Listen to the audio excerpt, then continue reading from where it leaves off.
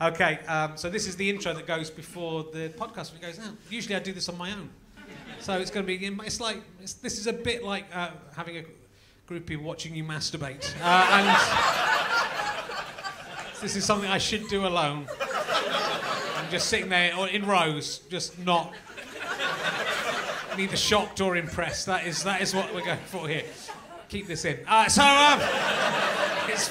funner than anything else I'm going to do. Hello and welcome. It's Series 12 of Richard Herring's Leicester Square Theatre podcast with me, Richard Herring. Hello. And my guest tonight is Ellie Taylor. Look, hey, if you enjoy these podcasts, why not come along and see some of these shows being filmed? We've got some fantastic guests coming up, including Richard Osman and Reginald D. Hunter. I'm hoping Brian Blessed. I'm really hoping. I've opened another channel to Brian Blessed today. Which is always something to look forward to. And remember, you can buy Emergency Questions books and play this at home. There is an app now, both on Android and Apple. And you can also, if you've got one of those Alexa things, I'm going to try and get one so I can show you how this works. You can say, Alexa, ask me an emergency question, and she'll ask you an emergency question. And that's free. Yeah, do come along if you like. And also check out richardherring.com/gigs for details of how to come along and see this show. And someone's talking in the background. Oh, someone's walking across the camera. Hello, how are you doing? Good, thanks. This doesn't happen when you do this on your own. That's why you do this on your own. And also of my tour, which is coming up. It's good, isn't it, when you come to the actual show, isn't it? They didn't say yes. They didn't say yes. So come like these people did it. And those late people, don't be late like those people who just came in. Anyway, let's look at the podcast now. That was good, wasn't it?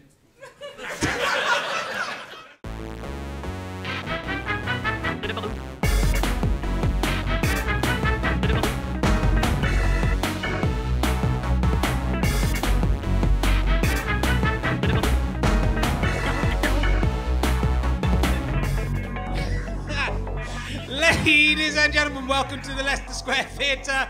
Please welcome a man who hasn't lived in London for 2 months and does not approve of your change in sky colour. That was a mistake, London. It's Richard Herring.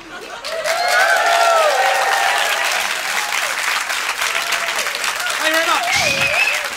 The sky's gone orange. The sky's, I presume it's going to be like that by the time this podcast goes out. So welcome to Series 12. Episode 151 of Richard Herring's Leicester Square Theatre podcast. But I saw a man playing, talking on, he was texting actually on his Nokia 3310. I was looking over his shoulder. Quite cleverly, he shortened that to RHLSTP. So I don't know if that's going to catch on. Yeah, the sky has turned orange today, which it makes the world look like it's a new romantic video. So that's what. It's taken me back to my youth, so that's been very enjoyable. I don't approve of that. And it's been a bit of a sad. I'm a bit sad actually today, and a bit kind of discombobulated. We had the awful news that Sean Hughes died today. So I'm very last night, and I'm very upset about it. I foolishly in the last series of RHLSTP. Yeah, don't shout that out now. I kind of bragged that no one who'd ever been on this show had died and made them immortal. And I kind of feel this is my fault. So I would just like to say what a fantastic guy he was. I'd like to dedicate this series to Sean, who will be fantastically missed. It's in a terrible shape what happened. And, you know, fucking hell. We could all die any second. So let's crack on with the series. So I do have to apologise to John Murray, who paid some money, as it occurs to me, to insult his friend. But I misread the email and insulted John Murray instead. So I will read this out in lieu. I offered him his money back, but he didn't take it. So I should pay him back double. He wants to say, Steve Glazier of Herne Hill, who is the world's oldest Java programmer and a total fucking idiot. That's the message we wanted to go for there.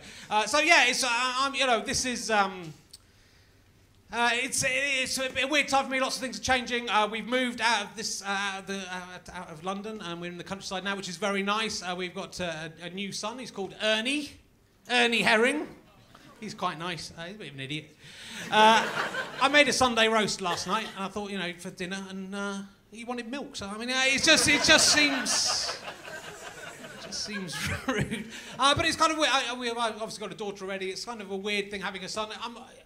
You know, changing a nappy is a very different experience with a boy. I'm so used to not being... There's something in the way now, and it's an odd experience gently cleaning another male's testicles with a wet wipe. That is something I've never experienced before.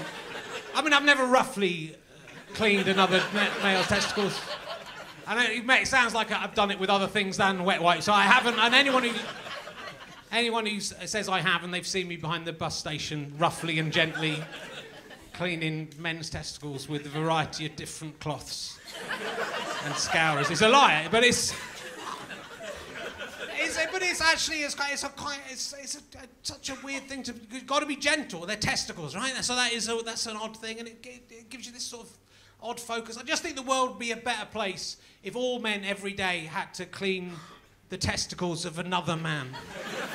I just think it would take a lot of aggression out of the... So it would just be a start day, and it should be randomly assigned by ballot. Someone turns up today, it's my turn to clean your testicles. I think it would make men a lot more relaxed, but also, on the plus side, it would also mean all men had really clean testicles, which what I understand from talking to women, is not always the case. So it would be a double thing, but it's a delight and a privilege to be able to do that for my son. I don't know, maybe it sounds weird, I don't know. Lots of terrible things going on in the world, of course, as always. It seems to be getting worse, not only the sky changing colour, but as a father of a daughter, I have to say, I'm very opposed. I was very opposed to all kinds of sex crimes, but now I've got a son as well, so... The jury's out. We'll have to see what I have next. I don't want to... What else can I talk about? Yeah, well, I don't want to blow it all, so to speak. Oh, yeah, look, hey, there's... I said this to you, but there's a new app out which I'll be using for emergency questions on Apple and Android. There's also on Alexa, if you've got one of those. I don't know what they are, but if you say to... You can speak to a computer. It's the nearest I've got to being inside a computer, and I'm excited to a robot, and I'm very excited... about that blew the joke, but it doesn't matter. So, and maybe I'll talk about Pointless next week, which is actually in 2 weeks' time, next week's show. It's confusing. You'll see when it goes on. OK. I'm going to crack on. I was on Pointless again. Did you see it? Yeah. No. Don't say well done. Don't you dare patronise me. Someone did say it was like my wife was playing Family Fortunes and I was playing Pointless. That's all I will say about that. Look, we're going to crack straight on. Tonight's guest. Have I done everything I'm meant to do? It feels like I don't know what's going on anymore. She's probably best known for the advert for Matalan dressing gowns. She modelled for... Will you please welcome Ellie Taylor, ladies and gentlemen. Come in, sit down. Make yourself at home. Thank you. Thank you for coming along. Oh, you're welcome. So tell us about the Matalan dressing gowns. Well... What's that about? Well, many moons ago, I was a model for a bit, right. But like the worst model in the world. So yeah, that was one of my glamorous jobs, star of Matalan catalogue 2005. What kind of face do you have to pull when you're modelling Matalan? Because I would imagine not too... Matalan's not meant to be too sexy, so it's got to be more like the functional... What's a functional? A functional dressing. Well, like what? I mean, it just covers you up when you're going to the toilet. When you're on your way to the toilet, crossing the hallway. Yeah, I tried not to be too sexy. Okay. It was very hard, obviously. But yeah, I remember we were filming in someone's house, and it was on a summer's day, and I was wearing like these quilted, fleecy dressing gowns. And I remember going to a corner of the room and wafting because I was so hot.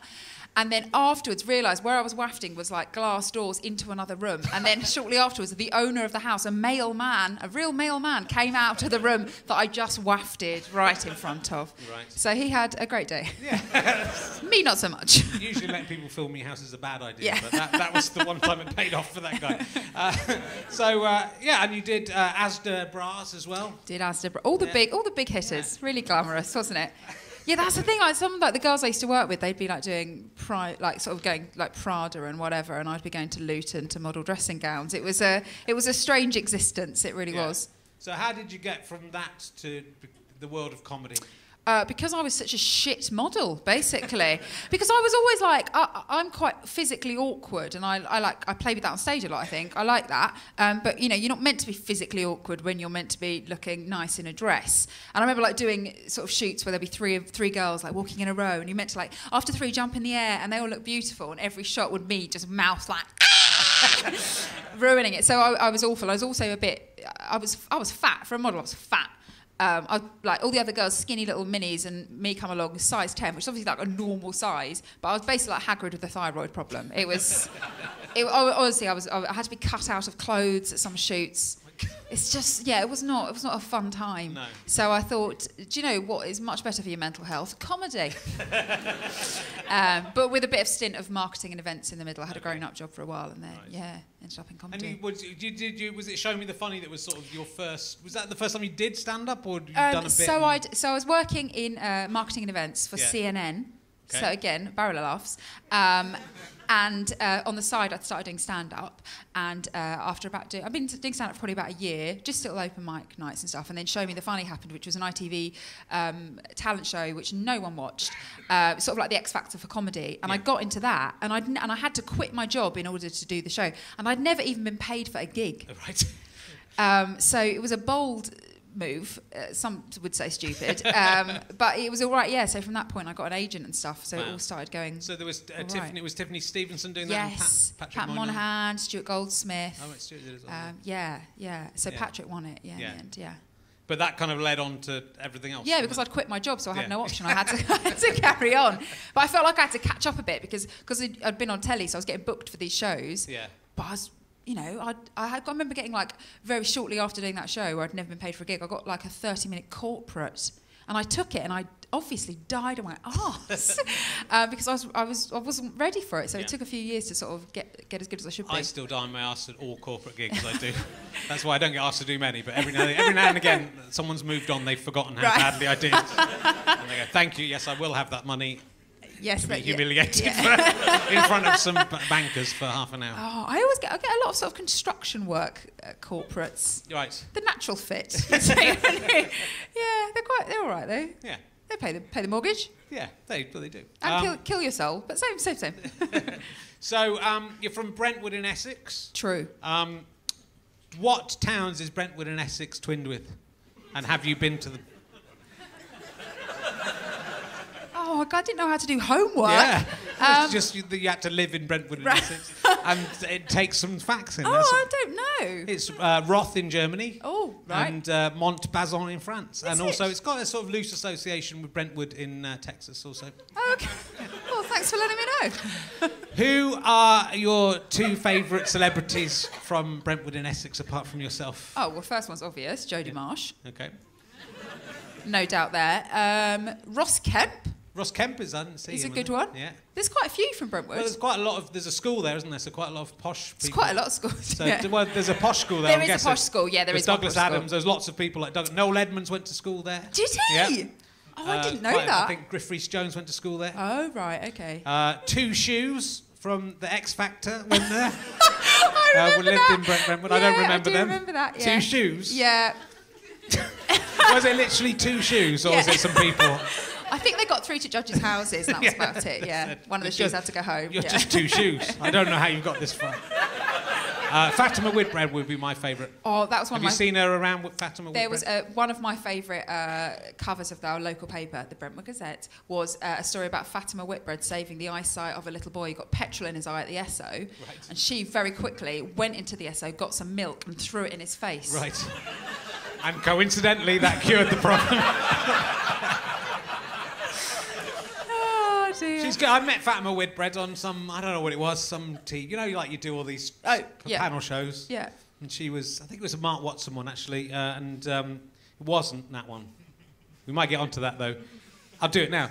You did a show called Elementary. I did. Did you ever thought of teaming up with Mark Watson to do a show called Elementary, My Dear Mark Watson? That's just a joke for them. Don't worry, it's a joke for them. Okay. You should do. Okay. But you'd have to really like Mark Watson to make the pun work. And presumably he would have to want to do it as well. Well, he'll do anything. Okay. That's how I met Fatima Whitbread. Okay. Mark Watson. Come Mark Watson sports thing it was, I don't know. Good, that's all I had. All the Brentwood. No, actually, did you ever do trampolining in Brentwood? Don't think I did, no. Why? Did you ever play chess in... Absolutely not. Did you ever play volleyball or handball in Brentwood? No. Are you really from Brentwood? Brentwood was the trampolining centre of the world. Of the world? Until 1981, which admittedly was before you were born. True. But that shouldn't have stopped you. Okay.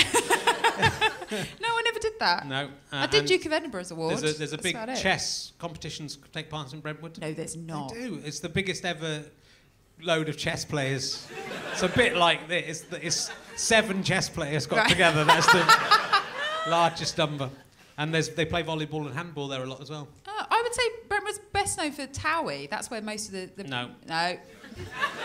Silly me thinking that. Volleyball all along. Volleyball. Sure. Have you ever met Brian Blessed, the actor Brian Blessed? Does he play volleyball? No, I've moved on now. Sorry, okay. Oh, I can't keep up. I felt it was a dead end, the volleyball, so I moved on. That's a segue. It's a really good one. No, I've never met Brian Blessed. Oh. What have you? No, but I'm just collecting stories of Brian Blessed in the hope that one day I can get Brian Blessed on here to see if they're all true. I know a man who has met Brian Blessed. Does that count? Is it Brian Blessed? No. And it was him in his... He had a good... Isn't he... I think he's an expert on Yetis or something. He's an expert on a lot of things. Okay. Yeah. Why did the man who met Brian Blessed Blessed did a story about him? Yetis? He thinks he's a Brian Blessed thinks he's a Yeti. No, maybe that's why they're friends. The bloke who met Brian Blessed thought it was... Maybe the bloke met a Yeti and thought it was Brian Blessed. Maybe because that's what it is. Because that's a different question of mine. It's like... Good. I saw you do the dance, the comic relief dance show. Oh God, yeah. With Pete Furman. Yeah. Who I reckon might have been a pointless answer on Celebrity Pointless Magicians. He would have been one of my choices. That was pretty impressive. I mean, you're a better singer than Pete Furman. He's probably better at magic than you are. Yeah, that's true. But you had to be involved in the magic tricks. Yeah, I did. Apparated. So this was Let's Sing and Dance for Comic Relief this year. So me and Pete Furman did Black Magic by Little Mix. Yeah. Great tune. But I had to be... So I was like a magician's assistant. So I had to appear out of a box. Yeah. But because most magician's assistants are 5'4" and a size 4... And then I rock up 5'11" wall of woman. So me trying to get in this little box to hide, they had to make the box bigger for me because it wouldn't keep my hips in. There's nothing that makes you feel happier in life than that. We'll have to make the box bigger. So yeah, then I had to do that, and then sing and dance. Yeah, it was really impressive. Thank you. It was really good. Did you watch it? I just saw it on YouTube today. Oh right. When I was researching. Just popped up, yeah, sure. It's good. Check it out. Pete Furman can't sing. He can't, but he does. He's just got northern charm. Yeah. It's your love it like that. That's what it sounds like. There's a sort of touch of the Jimmy Saviles about him, I would say. He's got women in a box. Okay. He lets them out, but you know. It's all right. Enough time's passed. That's all right. It's all right to joke about that. It's all right, it's fine. I'm just trying to remember how to do this podcast. I hope you don't mind. I hope you don't mind me. Any more Brian Blessed stuff for you? No, we're going to leave that behind. Okay. We're going to just hope for. I'm hoping to get him. His agent's very tricky with me. Really? I know Brian Blessed's daughter, and she says she thinks he'll do it. Right. But I've been through his agent. But now his book people have come to me and said, "Would you like Brian Blessed?" And I said, "Yeah, would I?" So they're going to try and get him on. Oh, brilliant. We'll see how that works out. Just saying everything that's going into my head, isn't Okay. I shouldn't really talk. Shouldn't really be talking about it.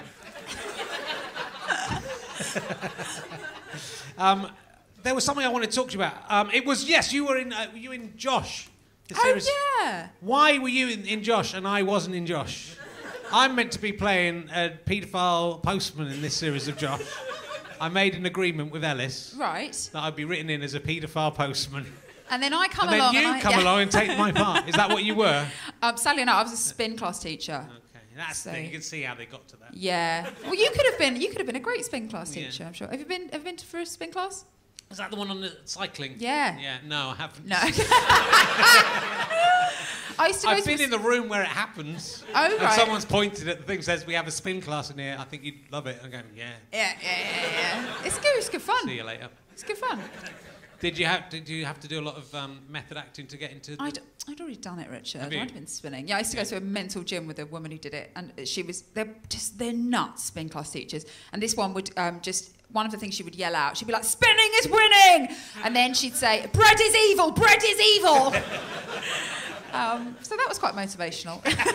Were people eating bread on the bicycle? Stop eating bread while you're doing this. Put the ciabatta down. You're destroying the whole point. It'd be good. The only reason it'd be good for me is it's half an hour where you can't eat, isn't it? If you eat on one of those things, you'd throw it up, wouldn't you? Yeah, I think so. So it's quite violent. Yeah. Yeah. That's my problem. I'm on a diet at the moment. Are you? Yeah, What I've one? lost some weight. Have you? Yeah, so imagine. What diet are you following? I just do my fitness pal. I used to run a lot, but I've stopped running, and then since I had my kids, they ruined it. Blame the children. But now I've got a dog, so I've got to walk the dog. Great. So that counts as exercise. So do you scan all the barcodes? Yeah. When you walk around the shops? Yeah. Well, not when I walk around the shops. I'm not eating off the shelves when I get home. But don't you do that tonight? Well, I can't have that sandwich. It's got too much in it. I just look at the calories on the back of it, but it's very convenient, the barcode scanner. I love the agree with you. scanner. It's I great. would agree with you. But it's good. It works. It does. I lost about 3 stone last time. Bloody hell, that's well good, mate. Yeah, imagine how. Unfortunately, it came back on again. I have to say. Go run. Let's go running. Do some exercise. Go spinning. That's the answer. It doesn't matter. None of it matters. Go trampolining in Brentwood. Now, your current show, which I love your poster for your show. I pass it every day on the way up the hill to the Pleasance. Oh, yeah. I'd like you to recreate it for it. It's called This Guy, your show. I have to put the mic down. Yeah, you can do that. I love that poster. I like it. Thank you very much. It's a joke. It's got 2 thumbs. This guy! Doesn't mean anything, does it? It doesn't. Well, is it the anything. same show? Because I was reading an interview where you were doing a show called Infidelity. Yes, because Is my it name's the same Ellie. show? Yeah. No, different show. Is it? Because that seemed to be from this year. So were you touring that early in the year? There was an Essex paper, and it seemed to be. Oh, maybe I was touring it. Yeah, I was touring okay. at the beginning of the year. Yeah. Okay. Different show, mate. Keep up. Okay. I couldn't see anything else about infidelity anywhere else. Oh, right, yeah. That was 2016 show, and that was about being married and wishing I'd slept with more people. Yeah. That's where I've slept with loads of people, and I still wish I'd slept with do more you? people. Yeah. Grass is always greener, isn't it? It is, yeah. I'm very happily married. I've had sex with my wife at least 2 times. Well, well done. Thank you. Well done. She let me have sex with her because she messed up Celebrity Pointless. That's why we have a son. I saw your wife talking about that on Twitter today. Yeah, it was on. We recorded it ages ago, and then it was on this week. So it's sort of weird, and it made me look because if we'd said, and I still can't remember his bloody name, Kazuo Ishiguro. He just won the Nobel Prize for Literature. Right. So it makes us look really stupid because it was recorded a year ago before he was all famous again. Oh, right. People tweeting, ooh. Someone's eating. You went, oh, that's the standard of Oxford education, is it? That you don't know? He's just won the Nobel Prize, and you don't know that? And you go, yeah, because it's live, Celebrity Pointless. And I studied history at Oxford University, and I didn't do any fucking work. So that is the reason I don't think he'd written that book. I did Celebrity Pointless, and I was you? paired up. It was a comics one. I was paired up with Milton Jones. Oh yeah. And our first question was about geography, and I'm awful at geography. And I got us out in the first round, Yeah, and I that's think good. he was furious. Believe me, he was. Yeah. I've been on 3 times. I've lost it all 3 times. Every time I go 1 stage further. Oh, well, that's good. Yeah. Progress. But every time my partner lets me, at least my wife didn't let me down. She didn't let me down. She just didn't do very well. She just made every utter round dog shit, an utter. I've nearly cried twice on Pointless out of the 3 times I've been on it. I've never get nervous about anything, seriously. But when you have to talk to Alexander Armstrong before you answer your first question, your brain's going, I've got to think of an answer. Yeah. And I'm going, yeah, I'm doing my show. And it's the show from last year because it's so long ago. I'm publicising a show I've finished. Right. I'm going, I'm doing the show. I'm going home after round 1 again. I can't believe what my wife has done to me. But luckily, the British public are stupid and didn't work out that it's Fox in Socks. So that is God for the stupid. I did Celebrity Chase. Oh, I'd like to do that. Oh, mate, it was the most stressful thing ever. Yeah. I essentially lost £70,000 for charity. I mean, I laugh now, but I genuinely couldn't sleep. Like, it was the worst feeling. Did you not get through your round, or did you get through the round and then not win the... Did you get through your the first bit of the chase? No, I didn't get through that because my team 70,000. thought I was the clever one. So they were like, go for the big offer. Oh, yeah, don't go for the big Don't offer. go for the big offer. No. Bloody did it. No. Absolutely. Oh, it's just devastating. It's too much luck in the chase. I think sometimes they're easy and sometimes they're just... I did get a really basic question wrong about how many days are in June. That is pretty... That's pretty... In the moment, it's very stressful. Have you done any... I'm very obsessed. I can talk to you about celebrity quizzes a lot, but people might be bored at home, but fuck them, it's my show. 15 to 1.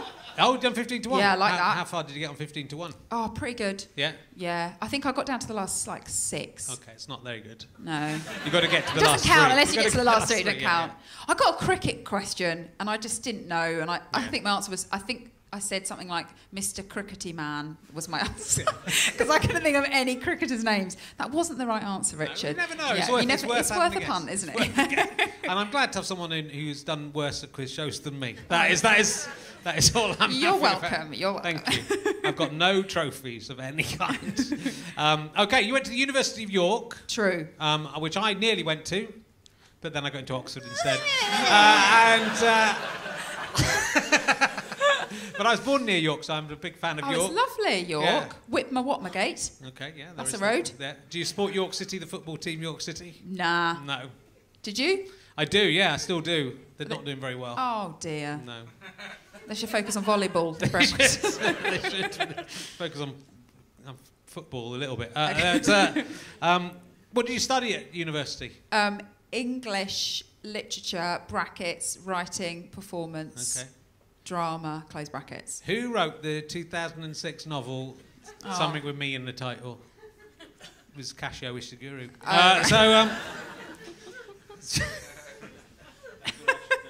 And how did that go? Did you enjoy being at? I loved it. Yeah, absolutely loved it. You just didn't have to do that much work. No. I worked out you didn't need to go to the lectures at all. Yeah, I didn't go to any lectures. I didn't go to any lectures. I just went to my seminars. I thought people your generation had to work quite hard at university because you have to pay. Not too much though. I think mine were like 3,000 a year, so not too much. Okay. So not worth going to lectures. Not worth. It wasn't worth it. Yeah, I loved it. It was really. It's like some of the best years of my life. Really, really good fun. Yeah, York's nice, isn't it? So beautiful. It was just like a little town, really. So it wasn't like the proper uni experience. It was like 4 clubs. But they were great. Sweat dripping down the wall. It's what you want, isn't it? Triples for singles. Yeah, I never really went out when I was at university. So I went to the Carfax chip shop and played on the fruit machine with Mike Cosgrave most of the time. Aww. Did you have to work really hard?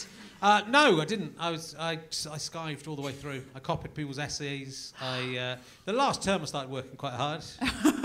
Panic studying. Yeah. And then I gave up and started drinking halfway through the term, and then thought I'd better try a bit. I found it very depressing because I'd always done very well at exams. Right. That's why I was at Oxford University. You went to Oxford?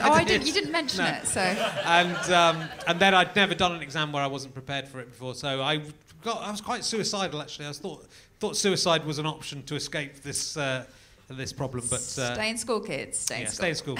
Stay in school. But I didn't. Spoiler alert. I didn't kill myself. I just got a 2-1 without doing any work. And someone said that I talk about going to Oxford all the time on this podcast, and I don't think I'm quite embarrassed about it. So you don't seem very embarrassed. So I've decided because of that guy to do it. Oh, so okay. And I understand why I didn't do it now. So you're in the MASH report, which I'm enjoying a lot. There's only 4 episodes so far, right? There's been 4 eps, and there's going to be another 6 in the new year, I believe. That's an odd way to do a series. I know, but I don't understand television. And wasn't it like a couple of weeks on and a couple of weeks off anyway, or did I? Well, yeah, there had to be a break in the middle because there was some world athletics bullshit going on. So yeah, they did that. Yeah, they used to do that to This Morning, Rich Not Judy as well, which that's not a very good sign for the series. So they never came back again. It's a very good show. It's good, isn't it? It's fun. It's really fun. And, yeah, you've got. And we're going to talk to Rachel later, who's also in it. Yes. I think that suits you that role very well. The kind of is this sort of Dead behind the eyes, smug news anchor. Yeah, I suppose. Thank you very much. Because you're a very good actor. Thank you. But it's very funny. There's some very funny reports. I like the one about the northern man coming down and terrifying talking. Londoners. Yeah, by being cheerful.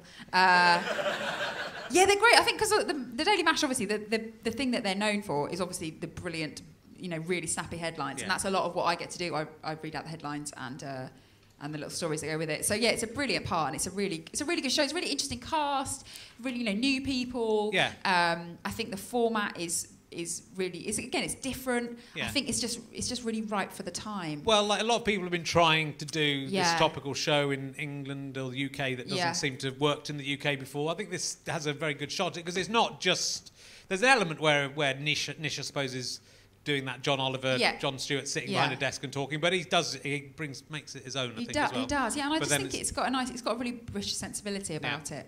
And I think it's only going to get better as everyone sort of gets more grounded in. And I think that really, like people I really rate, really like it, and I think that's a really good sign. I really like it, so. Oh well. Can't have everything. Good. So there's more in next year. Yes, more in the pipeline for sure. Yeah, good. That is very good news. I was going to. So I talked about that already. It's my first day. Are you tired? I'm not. It's not even tired. I'm just like out of my head. Right. I just don't feel like any of this is happening. Okay. Yeah. So it's all right. But it's often like that on this podcast. Right. And that can be good because sometimes I'll say something, offensive and amusing. Sometimes it's just offensive though, right? And sometimes, yeah.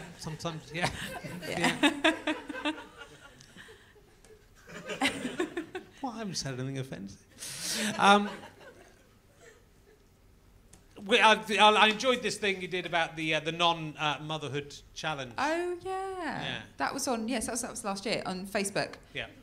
So you're familiar with Facebook, Richard? I call it the Facebook. The Facebook. Yeah, I'm a very early adopter of it.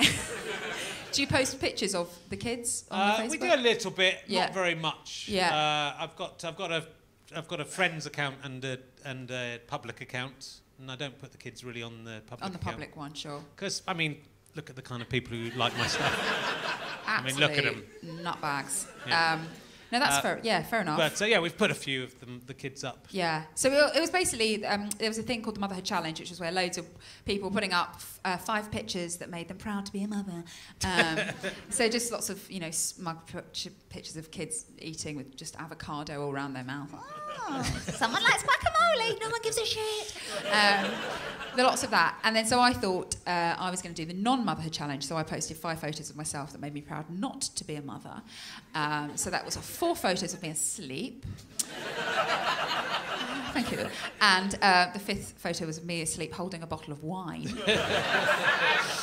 And I just popped it up on my Facebook page, and I didn't really think, much about it, and it went batshit. It's funny what sort of really takes people's imagination, and it just got shared a gazillion times. I went all the way around the world, and I got just really strange requests, like a news channel in Brazil wanted to interview me and stuff. It's very odd what happens in that situation, but it was great. It was really good fun. Yeah. It is an odd thing, isn't it? Because I was thinking, I didn't have kids till I was 48, and no one was going to be. Apart from my mum, when are you going to have kids? No one was doing that. Whereas as a female, it seems that's you get asked it all the time. Yeah. So and that's what my new show's about actually. Right. This guy.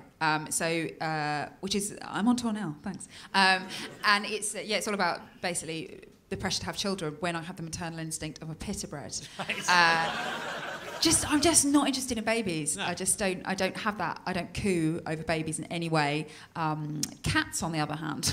If someone shows me a picture of their cat, I can basically feel the fur growing on my ovaries. I love a cat, mate. I love a cat.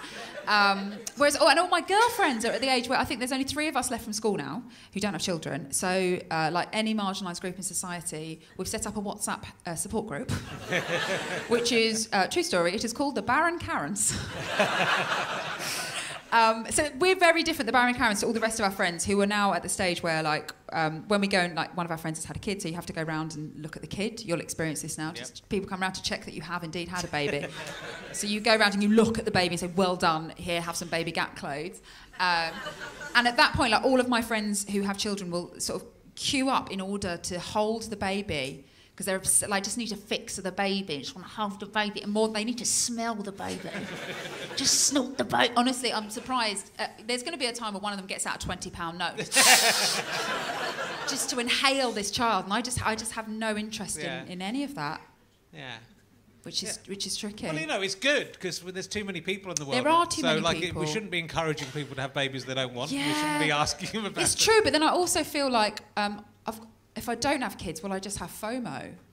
But then that should be about if your mate's going to like Laser Quest, not about having another human, right? Yeah. So it's a tricky position to be in. And my husband's the same. He's not really that bothered, and he's also knocking on. So I'm worried about his guys, because you know. Mine is still going. Yours is Mick Jagger had a baby last year, and he looks like he's been dug up. So, maybe it's all right, but it's just there's a lot of things to think about, isn't there? Yeah, well there is, and people don't think about them, and I didn't think about it even for the second one. It's terrible. It's all horrible. Just forgot how hard it is. Yeah. It's nice, but. One of my mates the other day just had twins. Right. That's just stupid, isn't it? Yeah, that's hard work. Gets out of the way. Yeah, exactly. I mean, that's you sort of think like, you know, because I am a bit older. Yeah. You know, if we were thinking about having 3, but you're sort of thinking if it's another 2, and then you're sort of doing all the mental calculation. I've already pretty much accepted that, you know, it's that life and death sentence. They saved me, my family. I'd be dead now if it wasn't for them, but they are also going to kill me. Because it's just too much to it's too much to keep up with. It's hard. So like the idea, you know, just in its stretches, it's that early part, I think, especially that first 5 or 6 years. Oh, I can't even imagine. Yeah, and so but then you have another one, and that's 5 or 6 years becomes 7 or 8 years. Yeah. You have another one, it's 10 or 11 years. When are they going to? I mean, they're nice when you're putting them on your shoulder. Ah. No, and then I pick up my daughter and go, fuck, she's like an adult human being in comparison. And then, no. Yeah. They become uncute very quickly. But the baby must... She's a monster, my Why is she a daughter. Monster? Because she's so big now compared to the little one. And literally, she dresses up as a monster, actually. Oh, my daughter, it's kind of interesting. Obviously, I love my children, okay? But let's pretend I don't. Right. No, but that's the party line, right? So she's about 2.5 now, she's a bit more than 2.5. And so, like, she's imagining stuff, right? Yeah. And so she's in her new bedroom, and she said to her mum, there's a monster in my fireplace. Right, we live in quite an old house. Oh, God. And and then you go, it's cute, you imagine it. And then part of you goes, what if there is a monster? Because that only the innocence of a child can see. I saw my niece and nephew at the weekend. My niece is 5, and she had a little doctor's kit out, and she was like, "I'm going to be the doctor," and she got a stethoscope out, and she was like listening to my chest, and I went, "Oh, what does my heart sound like?" And she went, "Sad." And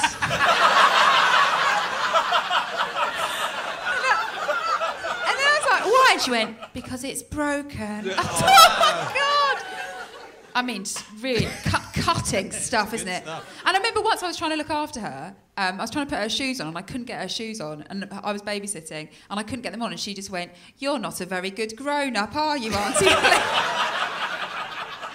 They can see right through me. So that probably means the monster's true, right? The monster is 100% true. But she's been dressed as a monster for the last 2 days. She's got a little monster outfit we did for last Halloween. Oh, and great. She wanted to dress up, because we moved house, everything's in boxes, so it came out. Yeah. So she wanted to dress as a monster. I think it's just she's watched Monsters, Inc. Right. So it's an irresponsible film, because it makes kids know there are monsters. And there aren't monsters, right? I think. The greatest monster of all, man. It could just be a man in the chimney. Maybe the previous owner lives up the chimney. Didn't leave. Could be though, isn't it? I'm worried there's a guy. I mean, I'm genuinely, you're like, it's cute. I'm actually a bit scared to sleep in the house. I always hear that kids come in when they're I suppose when your daughter's older, and you just wake up and you find a child just staring at you. That one always sounds quite terrifying. We took the dog for a walk the other night, and then she She said to me, "I like you, Daddy," and kissed my hand. So there you go. That is, I like you. That's as far as it goes. But it's made the last 30 months worthwhile. That's all you get. Because she didn't like me. She plays with me, but she's playing with me by being rude to me. Right. But she really likes her mum and she doesn't like me. Yeah. So it was nice. After 32 months or something, it was... Made it all worthwhile. The other day we were on a swing, and I pushed the swing, and she was going... I said, what are you doing? She said, "I'm trying to catch the clouds." Oh. What a stupid idiot. The clouds weren't even low down. The clouds were like way up. She was going about that high. Oh, I think that's really sweet. They're miles in the sky. You think you're going high. You're not even going high. It's like a 2-year-old swing. It's a tiny swing. Oh, she'll never get into Oxbridge, will she? No.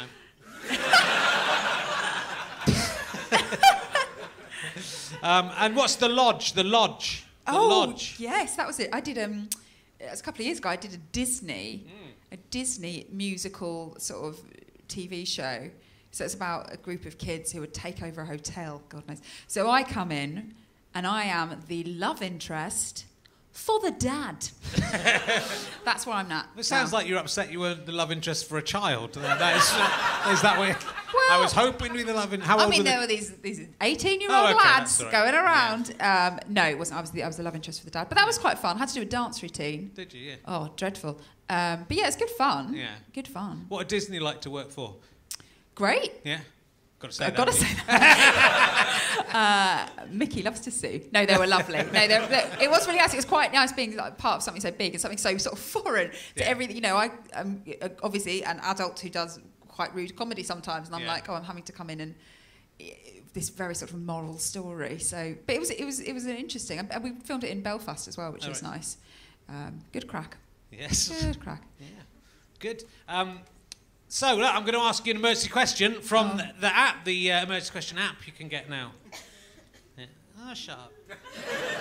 It's good what I'm doing. It's there, you do this and then you get a random question. How much is the app? It's absolutely free. 100% free to download. In-app purchase. You're so charitable, aren't you? All right. What is the worst thing you've eaten for a bet?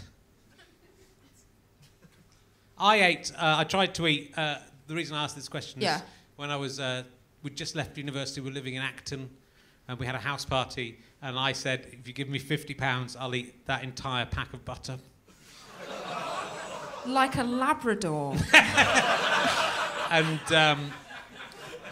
I had 2 bites of it, and I think it was slightly off. Oh. I've never been able to eat anchor butter again since. It was so... Well, I don't know just if you eat butter in a whole mouthful, if it just tastes quite bad.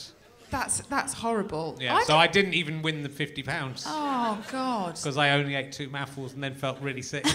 and every time I think about it, I can still taste it and feel bad. I wish I'd never brought it up.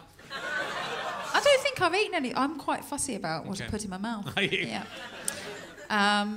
Yeah, so I don't think I've done it. There was a boy at school called Matt Brown who said, oh, God, you know, boys are disgusting at school. And he was like, I think he was like, if 3 people spat on the floor, he would suck it up. And then he got paid like $5. And he did it. Sounds like he wanted to do that. Bets a bet, yeah. Here's a good question I remember writing. Would you rather be an orchestra that has been assimilated by the Borg and endlessly plays only orchestral versions of Mel and Kim songs? I think I was just struggling at this point. Or a Carthorse, and what I like about this is that there's an anagram in the centre of this, a surprising anagram in the centre of this question. Orchestra's an anagram of Carthorse, ladies and gentlemen. Wasted on this bunch. This audience. Or a Carthorse that has to pull a cart full of corpses of all your... I genuinely have no memory of writing this. All your Carthorse friends around all day long. Do you understand what I just said? Or a Carthorse that has to pull a cart full of the corpses of all your Carthorse friends. All day long, but is otherwise treated well and gets Sunday off. I think there was a lot going on there in that. multi-layered. Because I think there's a little bit of Ten Commandments in there. You know, with the Ten Commandments, you've got to allow your slaves to have a day off. Oh, right. I've just That's one of the Ten Commandments. You've got tears in your eyes. Yeah, You're reading your own question there. I know, I'm very emotional at the What's moment. a Mel and Kim song? Mel and Kim song. Mel and Kim. I remember the names, but I can't think of any of their songs. No, we are Mel and Kim. Is that it? Just on repeat. Do you want my sim? I don't know what you're talking about. It's the 1980s. Well, that sounds great. I'm going to say the orchestra. Just for The that. orchestra. I'll ask you one. This is one I wrote. This is one of the bonus questions that I wrote. People who thank you for contributing to Kickstarter to film this. I hope you feel it was worth it. Oh, it's a big See film. me having a breakdown. Yeah. Oh, I didn't know that. Okay, this is one of my new emergency questions. Okay. That isn't on the app yet. If you had to have your genitals stapled to the face of a celebrity and had to walk around for the rest of your life with your genitals stapled to their face, if you had to, which celebrity would you have your genitals stapled to, and how do you imagine you would negotiate with them about whose turn it was to do stuff? I think that's the questions we need to ask here. Yeah. Does the person have to walk around with you the whole time? Yeah, well, they've got your genitals stapled. I mean, imagine they'd have to crawl a bit. But it's just on their face? Yes, you via your genitals. It's not your genitals haven't been removed, and so your genitals still attached to you. Oh! Have been stapled. I thought it was like a face swap. No. Okay. They're your genitals. You've been stapled to them. Oh, right. To their face, and then you have to. I thought this was a good question when I wrote it down. And there's a subsidiary question. How do you think having your genitals stapled to their face would impact on their job? Oh, I feel bad that this is the question that you've come up with like a week after your wife has given birth. It was before. I did write it before. Okay. Who would you... Oh, my God. What do you want... So they're just there. Yeah, well, you know, it'd be like being, you know, a conjoined twin. But with someone you're not, you know, the same age. You'd have to be like... I'd have to walk like you'd a have crab. to work. You'd have to work a way round to that do would it. be... It'd be really quite difficult, wouldn't it? It would. It'd be awful.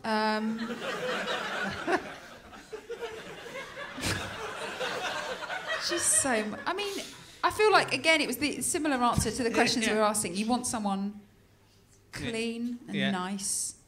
Yeah. And I might go for the same answer, actually. I think Holly Willoughby. Holly Willoughby, yeah. Okay. That was our backstage interview. Just why? Because she's nice and clean, and I just think... I don't think she's that clean. Oh, she's so clean. She's the cleanest. Okay. She's squeaky. Okay. Who would you have? I've already thought about it.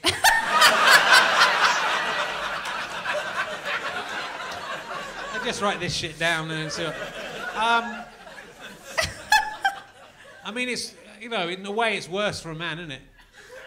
Because, like, then your genitals are very much on display. A woman having a genital stapled to someone's face, it's just your legs on their face, really, isn't it? Are you suggesting there's something shameful about women's genitals? No, I'm not. I'm saying the opposite. I'm saying it's internal, like a pocket. Which I don't think anyone could dispute. Right. But a man's genitals are external. That's part of the problem with them. That's the reason men... It's the testicles thing. It's all about... That's why men are so screwed up. If only they'd put them in the inside. Why not put them on the inside? Oh, to keep the sperm cool. They could just come out every now and then. They could pop out when... Couldn't they? They could just pop out in a little pouch when you're going to procreate, and then your sperm could be nice and cool, and then back in. You could have a little drawstring, like on a... Hey, I feel like breeding today. Like the drawbridge sort of thing, yeah. Would you rather have a heart made of diamonds or a spade made out of clubs? Now, this is... And the heart would be a functioning heart, but it would be made of diamonds. It would be an extremely valuable thing, but if you tried to extract it yourself, you would die. It's your heart. Yeah. But once you're dead, someone could extract it, so it could be a reason for someone to murder you to get your diamond heart. Right. I can't really think of any positive attributes of having it, beyond it's a legacy for your family. Just nice to be different, isn't it? And the spade is made out of, like, caveman clubs. But no one's going to kill you for that unless they really want a useless spade. I'm going to go diamond heart every time, Yeah, right? okay, cool. Just to be, everyone just like jewels. Yeah. Well, it's nice that there is that aspect, and it's big. The heart's a hefty size. Yeah, you'd be worth a lot of money. Or you could just have a heart transplant. And put a diamond in. No, to take the diamond out, Yeah. sell that, buy a heart. Oh, I see. Yeah, get a heart in Swapsies. with the money you've got from the diamond. And just get a really good ring out of it. Yeah. Smash Good thinking. it. I hadn't thought of that. Well, That's the conniving female mind there. Exactly. What do you most regret destroying with fire? I think I most regret destroying with fire is when I was at school, I wasn't very good at art. And I worked quite hard at it, but I could never do art. And I got all my art folder from the entire time I was at middle school, and when I got home, I immediately burnt it because it was a symbol of my failure. Oh, gosh. But as an adult, I kind of regret not having it anymore. I don't think I've burnt enough things in my life You've in got to that burn some case. stuff. I was watching a woman on YouTube the other day who was doing like new moon rituals, and you have to like write your list of all the things that you want in life, and then you say them out loud to the moon, and then you set fire to it. So maybe I could do that. Yeah, you have to set fire to the moon. That's exactly what you have to do. Now you write a list of all the things that you want, all the things you want to get rid of, and I'd write on obviously the things I want. You know, volleyball classes in Brentwood. That's what I do. Things I want to get rid of. Holly Willoughby stapled to my genitals. Yes. And I'd say it to the moon, and it would all come true. That's what you do. Yeah. I guess you could remove the staples. It's not really an efficient way to connect two human beings together. Yeah. Just need some kind of tool. Staple remover. Yeah. Get Philip Schofield because they're good friends. Haven't thought it through, have I? I just haven't thought that one through. It's ridiculous, Richard. You were in What's Cooking from the Sainsbury's Kitchen 2013. Oh, God. What memories do you have of that? Oh, God. Very little. Oh, God. Yeah, that was, I think it was filmed in like a Sainsbury's car park. Was it? Yeah, and Ben Shepherd was on it, and he was very nice. He is nice, isn't he? Really Have you nice. done Tipping Point? I haven't done No, Tipping you must Point. do Tipping Point. My mum did Tipping Point. Did she? She didn't win anything. Did she? How well did she describe the counters coming down? Do you have to do that? Yeah, it comes down and he goes, what do you think is going to happen? You go, I think it's going to come down there. Do you think it's going to ride? Yeah, it might do. Should we just wait and see? Let's talk about it a bit while we're waiting for it to happen. Oh, yeah. One of the three things that could happen is that. Did you have that conversation with Ben Shepherd? I didn't watch her episode. You didn't watch it? She didn't win, so what's the point? So Not interested in loser's mother.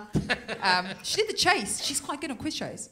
She's done The Chase as well? Yeah, but I'm just the I massive... should have had your mum on. Yeah, she's much more impressive than I am, yeah. Yeah, she won $6,000 on The Chase. What? It's impossible to win The Chase. Not with Jill Taylor's involved, mate. She's super smart. Yeah, she's just really embarrassed by my legacy of failure. Yeah, that's awful though. That's in a way. Do you think you're going on these quiz shows to try and impress your quizzing mum? Yeah, basically that. My sister's had the children. I need to, in some way, try and get her approval. It's either quizzing or going on Strictly, and none of those two are happening. Yeah. So you could go on Strictly. You can dance. Well, can I? Yeah. Well, they're not meant to be able to dance. Well, in that case, I'd smash it from that point. I mean, loads of them go on and are able to dance. Susan Calman's doing well. She did so well. Do you watch it normally? No. I've only watched her dances. Oh, she's so good. Because I hate all ballroom dancing and entertainment and fun. Oh, and fun. Yeah.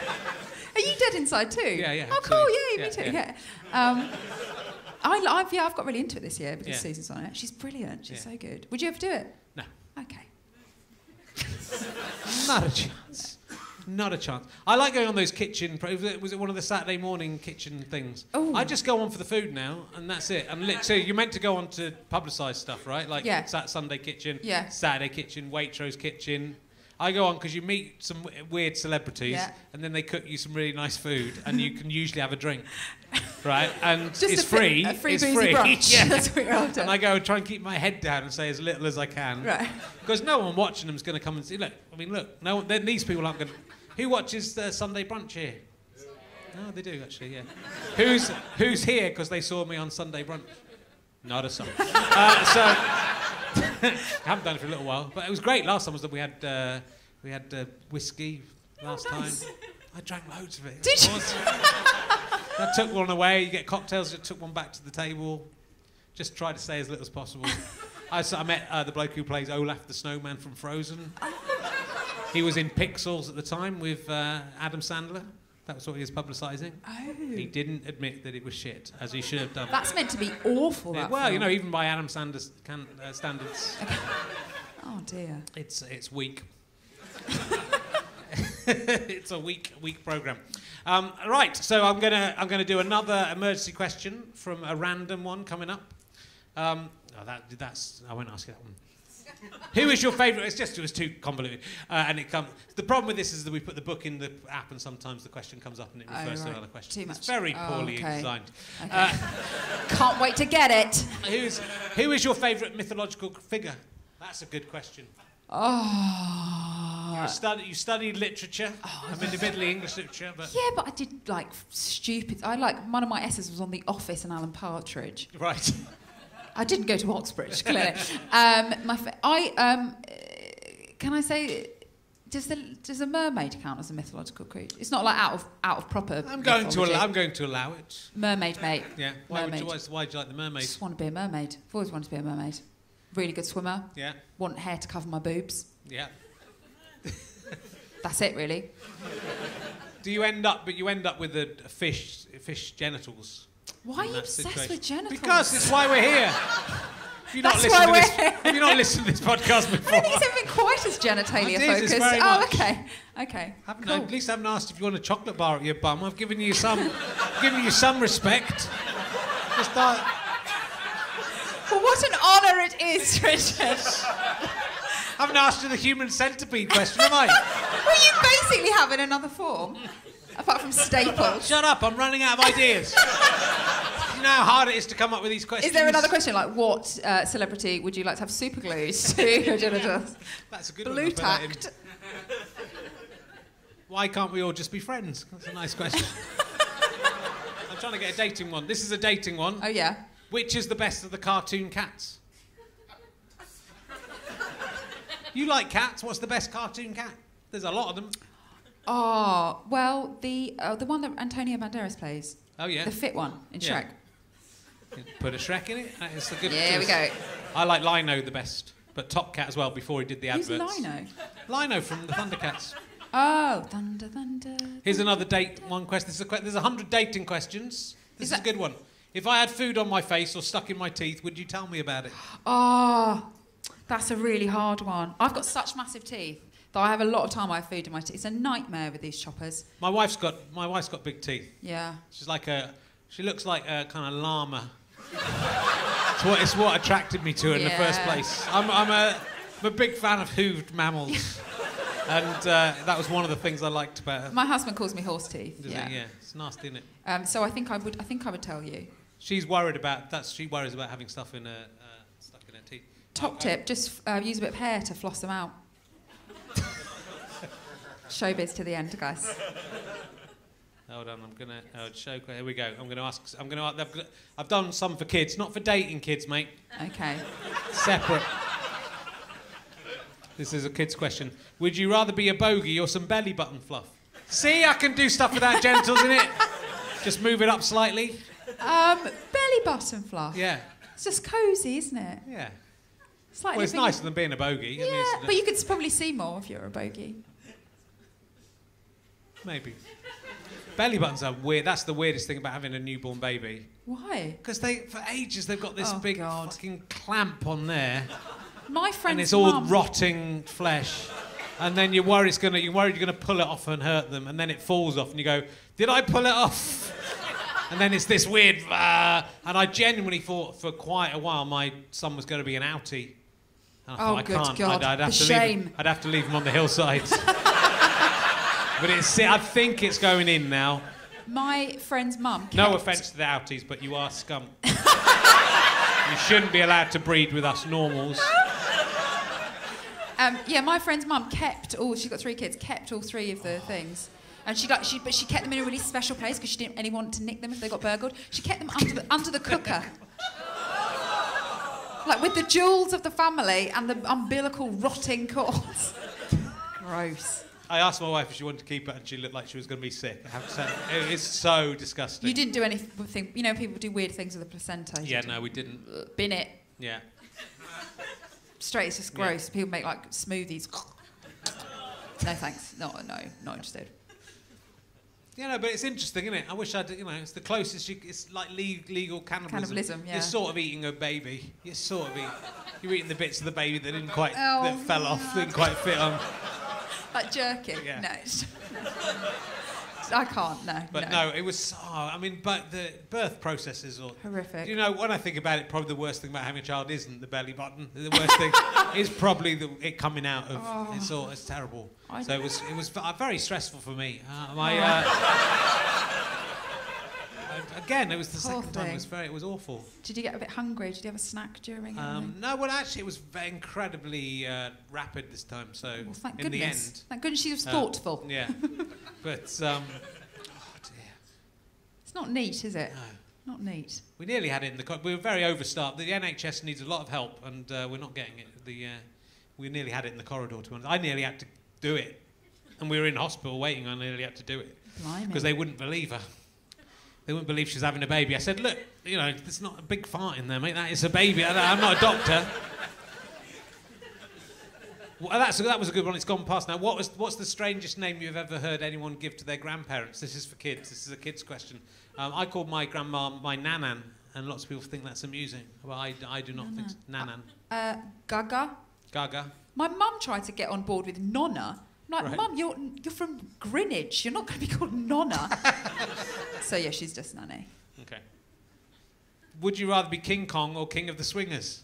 I really wanted to put King Dong in that, but I wasn't. I had to change it. Some of them are inappropriate, I have to say. Cool. So, your tour is... I'm very impressed with my app. I think it's very very excited good. It's about efficient. So, are you touring all over the Touring UK? all over the country, yes. And I'm doing a date here, actually, Leicester Square, in November. When's that? In November? November the 3rd. November the 3rd? November the 3rd. And I'm doing one that night. No, I'm not. I'm doing November the 6th. Oh, nice. Yeah.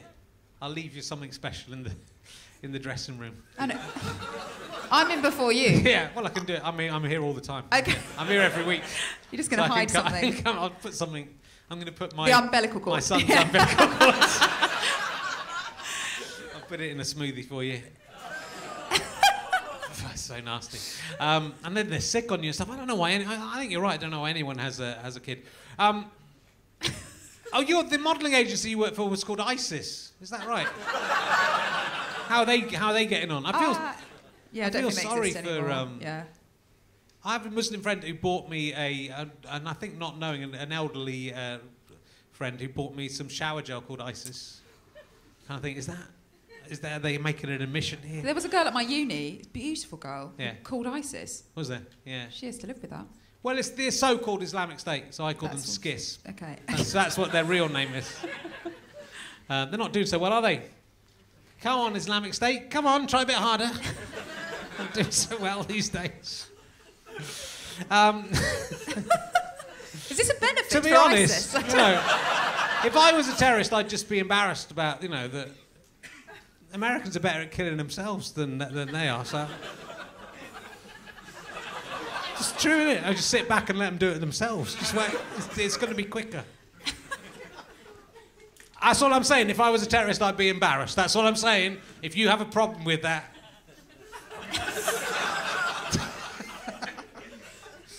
We edit that bit out.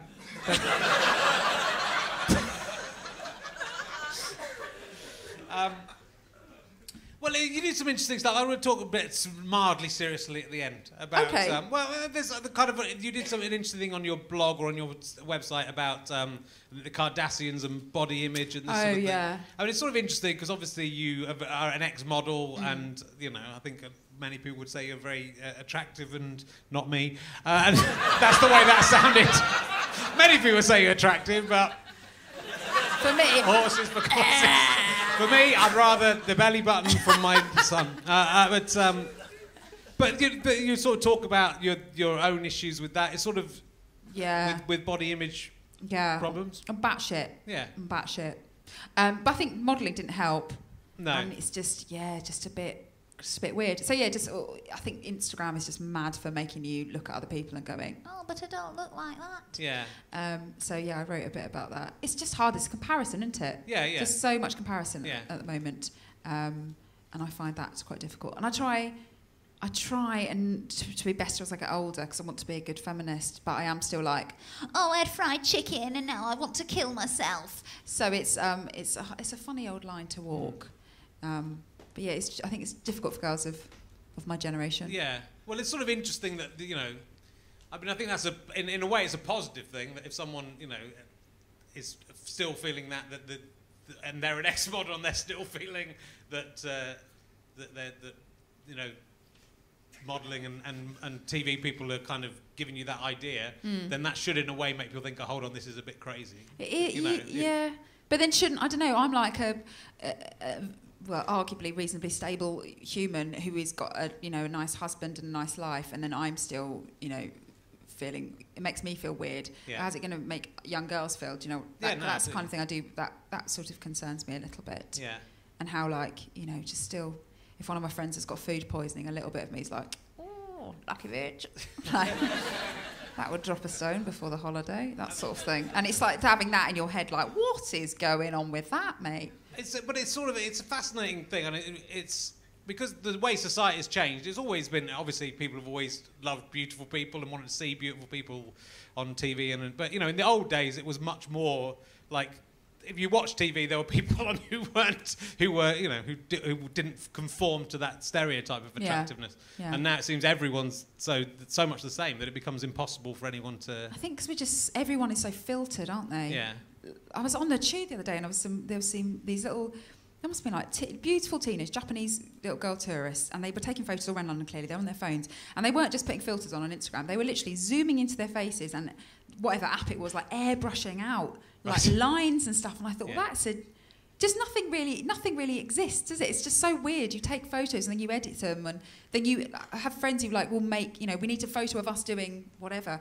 Like, we weren't really doing that. That moment didn't exist apart from to take a photo of. It's just such a strange. Yeah, but you know, so when I grew up, we just had we had like a camera with a film in it and 24 shots on it. You didn't know what you got. We didn't really take photos because you were worried about wasting them. Yeah.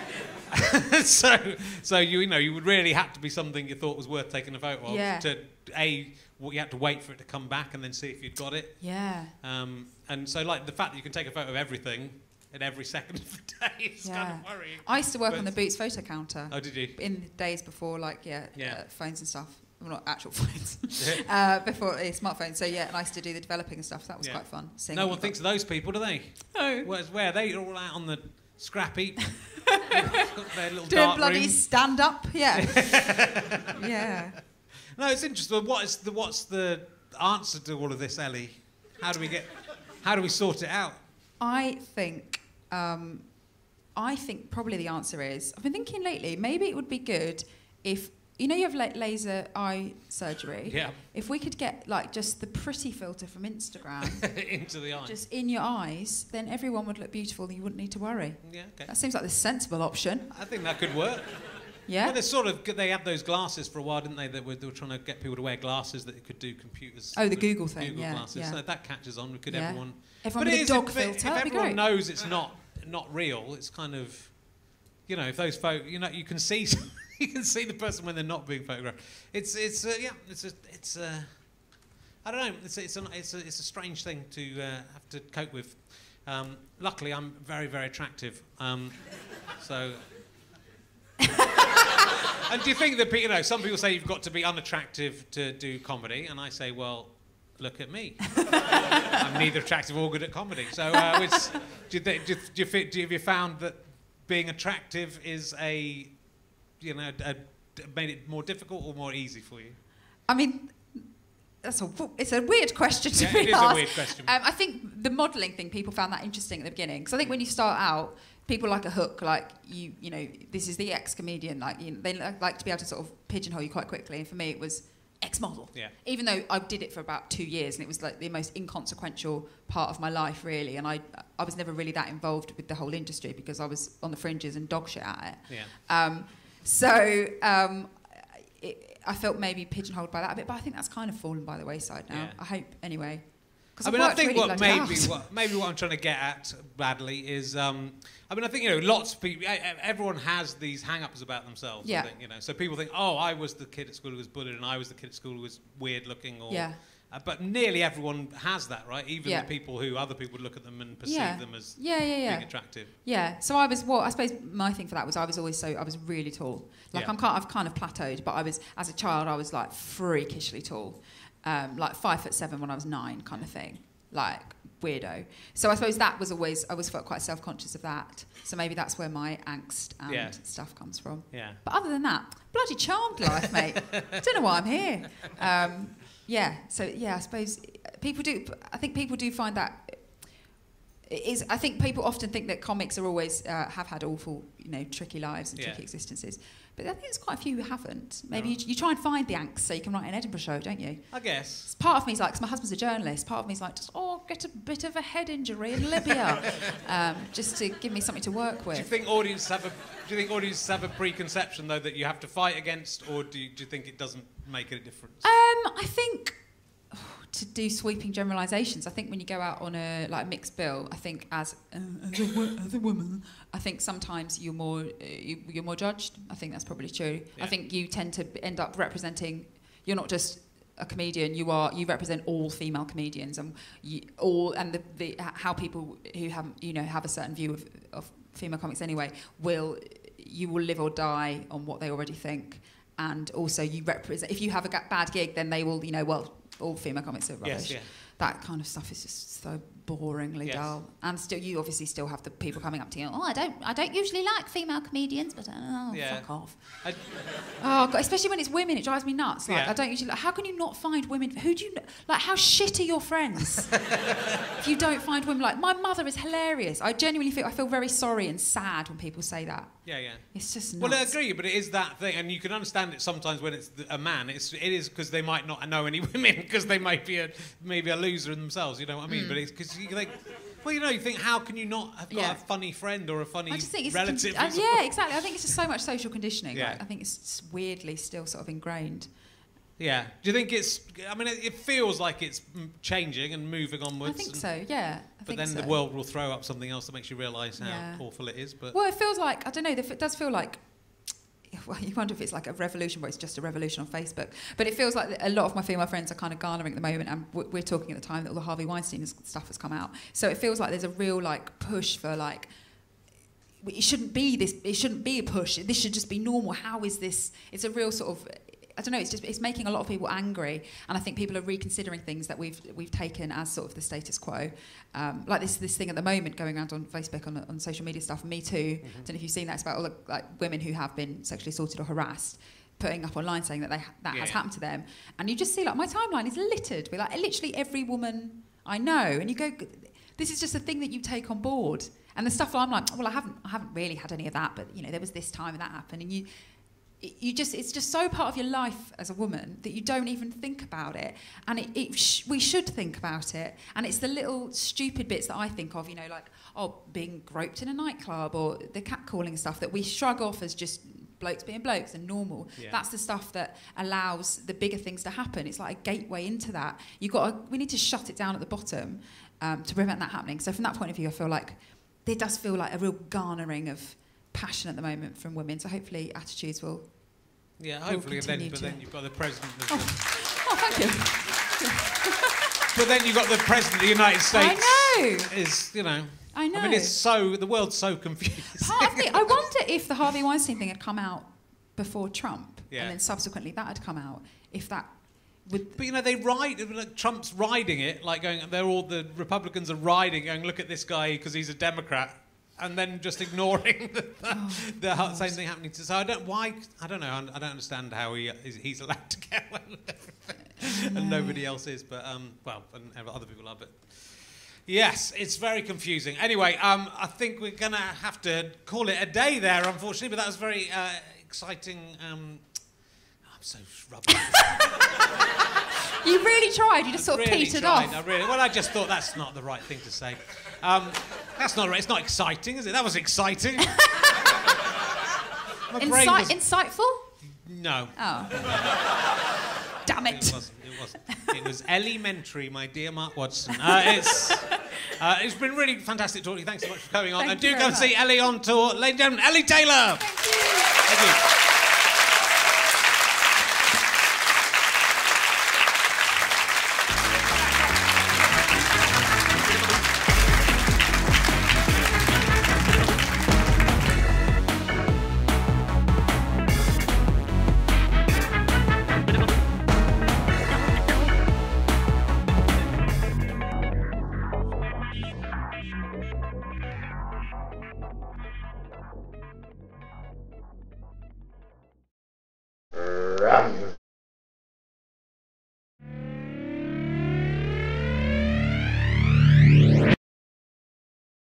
How'd you like them sky potatoes?